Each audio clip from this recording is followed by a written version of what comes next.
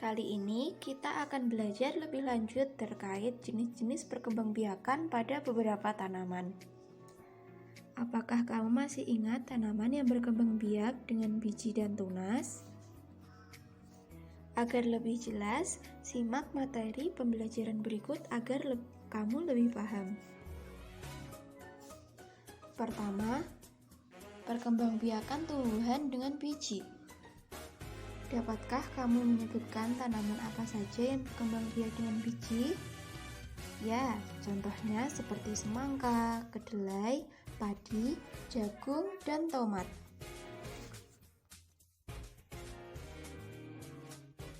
Pada umumnya, tumbuhan berkembang biak dengan biji. Tumbuhan dewasa akan berbunga dan berbuah. Semua tumbuhan yang berkembang biak dengan biji akan menghasilkan buah yang terkandung biji pula. Jika ditanam di tempat yang subur, maka biji tersebut akan berkembang menjadi tanaman baru. Perputaran tahapan perkembangan tersebut membentuk suatu siklus atau daur hidup.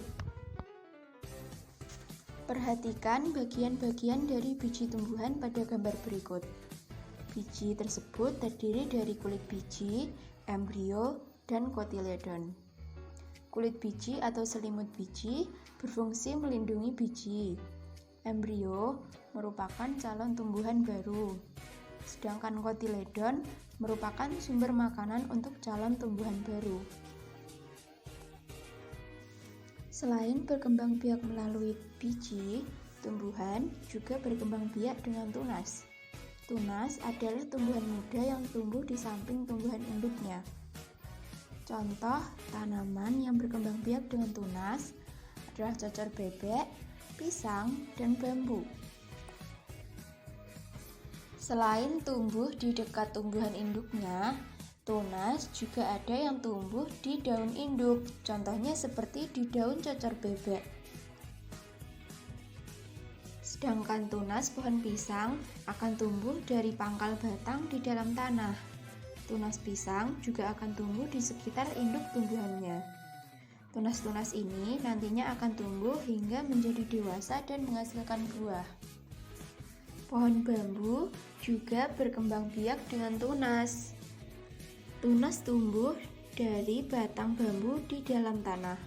Tunas muda menjadi tumbuhan baru dan tumbuh di sekitar induknya, sehingga membentuk sebuah rumpun.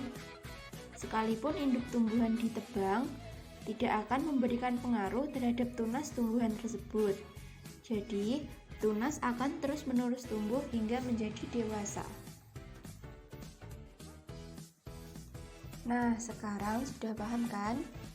Sekarang coba lengkapi bagian daur hidup semangka dengan gambar yang sesuai. Lalu, tuliskan tahapan daur hidup semangka dengan bahasamu sendiri. Beralih ke materi selanjutnya, yaitu permainan rangku alu.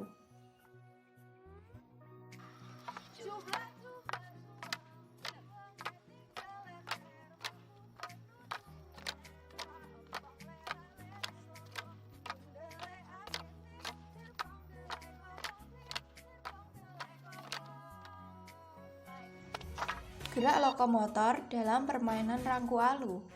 Gerak lokomotor adalah gerak yang berpindah tempat. Gerak lokomotor juga terdapat pada berbagai permainan tradisional, salah satunya yaitu permainan rangku alu. Coba kamu amati gambar berikut. Seperti itulah permainan rangku alu. Pernahkah kalian memainkan permainan tradisional tersebut? Permainan rangku alu merupakan permainan tradisional yang berasal dari Manggarai, Nusa Tenggara Timur. Dalam masyarakat Manggarai, permainan rangku alu dilakukan untuk merayakan hasil panen perkebunan dan pertanian yang biasanya jatuh pada bulan Juni hingga Juli setiap tahunnya. Permainan rangku alu menggunakan 4 batang bambu dengan panjang 2 meter.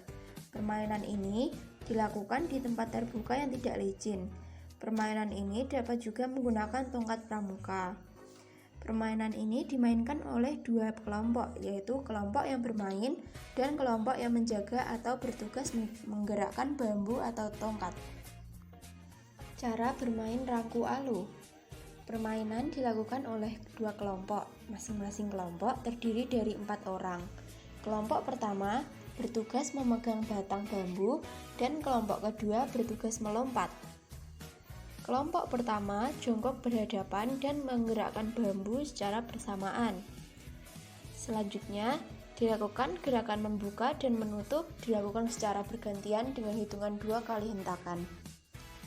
Kelompok pelompat akan secara bergiliran melompati bambu. Jika salah satu anggota pelompat terjepit, maka kelompok pelompat berganti tugas untuk memegang batang bambu.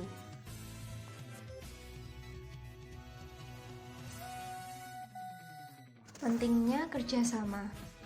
Kerjasama dalam hal apakah yang sudah pernah kamu lakukan bersama teman-temanmu atau bekerja secara bersama memberikan banyak manfaat. Dengan bekerja sama, pekerjaan atau tugas menjadi cepat selesai. Selain itu, kerjasama juga melatih kekompakan. Kerjasama dapat dilakukan dengan pembagian tugas yang berbeda. Misalnya, kerjasama saat melaksanakan piket membersihkan kelas. Ada yang bertugas menyapu lantai kelas, ada yang bertugas membersihkan papan tulis, ada juga yang bertugas membersihkan halaman kelas. Serta ada pula yang bertugas mengepel lantai kelas. Jadi, dalam kegiatan piket membersihkan kelas pun memerlukan kerjasama yang baik antar anggota piket.